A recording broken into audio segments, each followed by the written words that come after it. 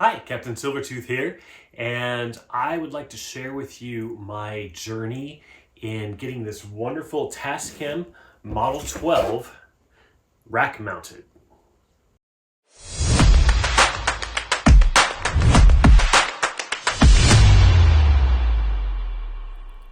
The Tascam Model 12 is a beautiful device which solves multiple problems for both home studios and live gigs at once, while also being an excellent podcasting station. I recently purchased a used one from B&H Photo, and although I was excited to receive it, I was disappointed it didn't come with rack ears.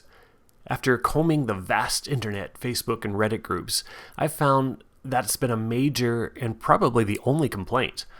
I took it to Tascam myself, only to find out their only solution was to get a metal fabricator to custom make them for me. I'm a big believer in there is always a solution, so I stared at it for a half hour before deciding what I wanted to accomplish. First of all, I wanted my changes to be non-destructive. If anything ever goes wrong with the unit and needs to go in for warranty repair, I didn't want my work to be a reason it doesn't get repaired. Also, later down the line I may decide to upgrade, so I wanted to make sure I could sell it back in factory condition. Secondly, it needed to be stable. Most of the time it's going to be in my home studio, but when I do take it on the road, I don't want it falling off the rack or the mount points not holding. Thirdly, I wanted it to look clean. This is a personal preference, but I love when my gear looks like it just came from the factory. Lastly, it needed to be inexpensive.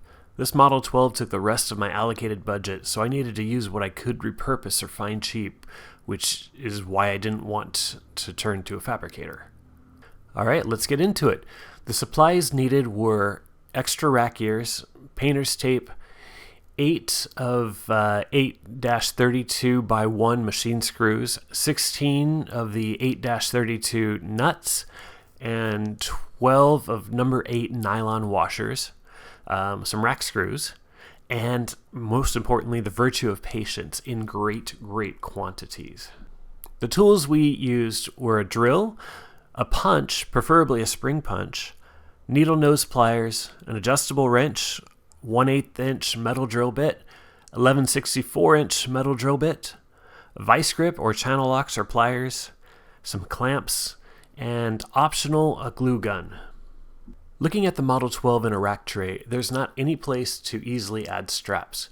Anything on the top would get in the way of the controls, and I didn't want to remove the feet on the bottom as I'm not sure at this point how warm it would get, and I didn't want to restrict airflow. Also, removing and cutting into the bottom plate was off the table as I still wanted anything I did to be able to be undone if I chose. Additionally, because of the weight, I didn't want to rely on Velcro, as that left the possibility of coming undone when taking it on the road, or the adhesive melting when playing an outdoor August gig. That meant side mounting only. I really like the look of the side panels, but they are only plastic, so I wasn't emotionally attached to them like I would have been if they were the wood I had thought they were before I ordered. To remove the plastic, each side has 2 Phillips screws, and then slide towards the front to remove it. You can see what the keyhole mounts look like here for a better understanding on how to remove them. Do not lose your screws. Then came time to mix and match old rack ears, which I've acquired very cheaply through Old Gear, Facebook Marketplace, and Craigslist over time. We're looking for the closest match because you're not going to find anything that's exact. I found it was easier by removing the side bracket mounts, which we'll have to do anyway. These can be removed with a 2mm Allen wrench. These are very important screws to keep, which we'll see later, so don't lose them. With the mounting brackets out of the way, we can get a better idea of the size we'll need. Instead of having it centered, I wanted to have a larger bracket on the right for a multi-purpose platform.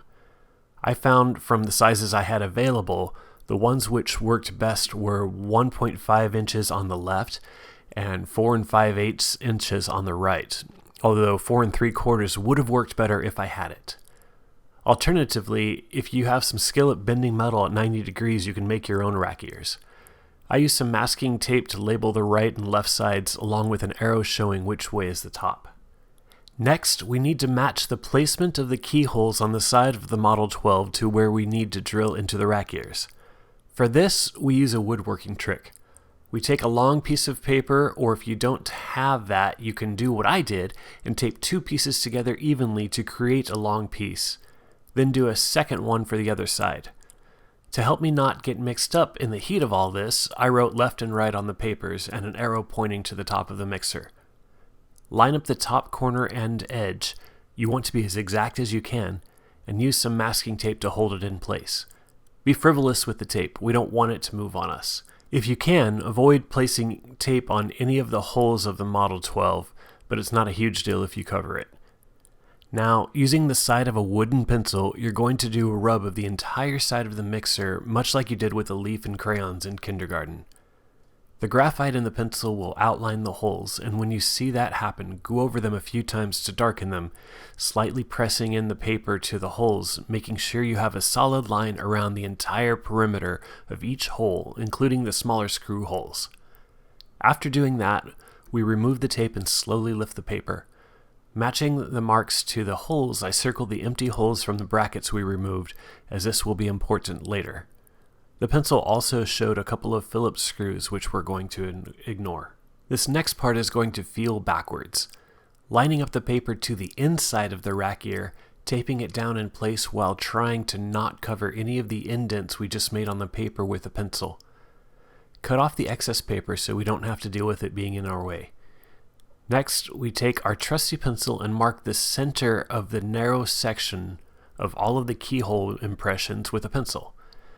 Then, finding a hard surface, I took a spring-loaded punch to make the small indent into the rack ears to keep the drill bit from moving. This can also be done with a hammer and nail, but much harder to make an accurate mark. You're going to do this for both sides. A good move now would be to hold up our rack ears against the sides we're going to attach them in order to visually verify our punches are in the correct place, again being aware of where the original mounting bracket hole is. Once we've punched all the keyholes, we can now discard the paper and tape and we'll see our guide marks to drill. We're going to need a metal 1/8 inch drill bit, 1164 drill bit, some nylon washers, a pack of 832 by 1 machine screws, and 24 832 nuts. These were all purchased at Home Depot. Our rack ears are made with a pretty heavy-duty metal, and so we're going to need to keep the drill bit lubricated. I spray a little WD-40 on where the hole is going to be, continuing to spray every 30 seconds or so, and drilling on a slow speed to keep the bit from burning up. We're starting with a 1/8 inch bit for all holes with drilling. After that, for the keyholes, we're going to use those smaller holes to line up and drill with the 1164 bit, again keeping well lubricated with WD-40 or cutting oil. This would be much easier on a drill press, but I don't have one, so I had to get creative with the clamps I had. Your setup is going to look different than mine, so you'll need to figure out how to secure this in a way that works for you.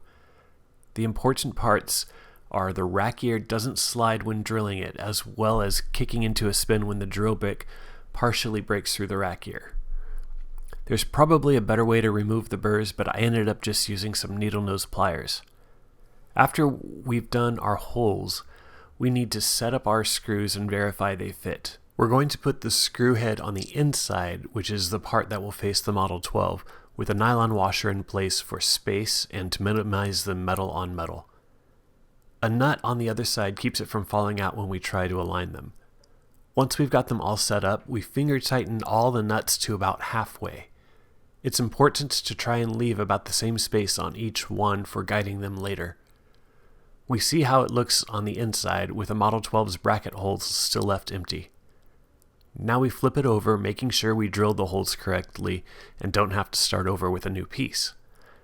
After pushing the screw heads into the keyholes, we push the rack ear up, making sure the shaft from each of the screws are inside the narrow part of the keyholes on the Model 12.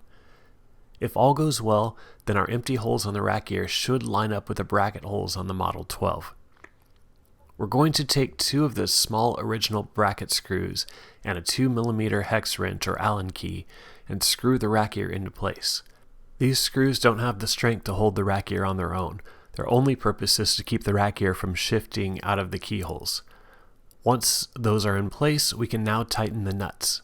I found it was easier to use a vice clip to hold the screw in place, tighten the nuts as far as I could with my fingers, then use a wrench to tighten the rest of the way. If you don't have a vice clamp, you can also do this with pliers or channel locks, although I would suggest melting some hot glue over the ends where you're going to grip first to give a little more grip. Don't make them super tight, as the nylon washer on the inside may not be enough and we may have to take them all off again. Once they're all in place, we do the other side following the same steps. Next comes the really frustrating part, but hopefully you've leveled up from the tape, paper, pencil process, and now you have a bit more patience to work with. We take our Model 12 with the rack ears, put it on our rack, and see what's off.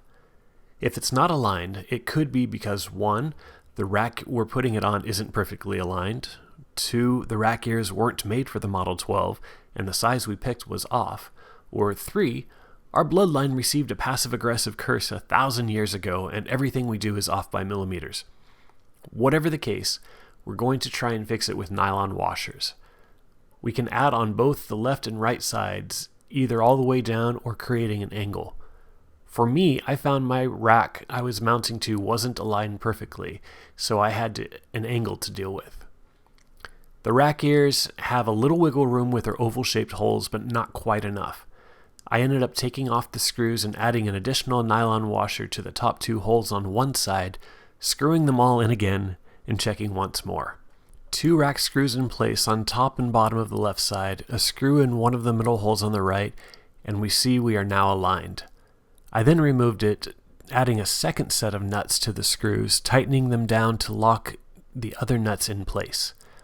I then screwed it all the way down, added my accessories, which here is a combo tablet phone mount, as well as a USB charging point, and Bob's my uncle. We have now successfully rack-mounted a Tascam Model 12 without compromising any of the manufacturer's build, so we can easily reassemble it if we decide to upgrade down the line or send it in for repair.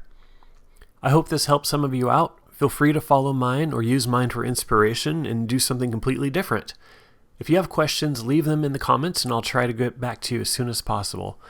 Also, if you tried this build or did something different, let me know in the comments. I'd love to see what you came up with. Until next time, I'm Captain Silvertooth.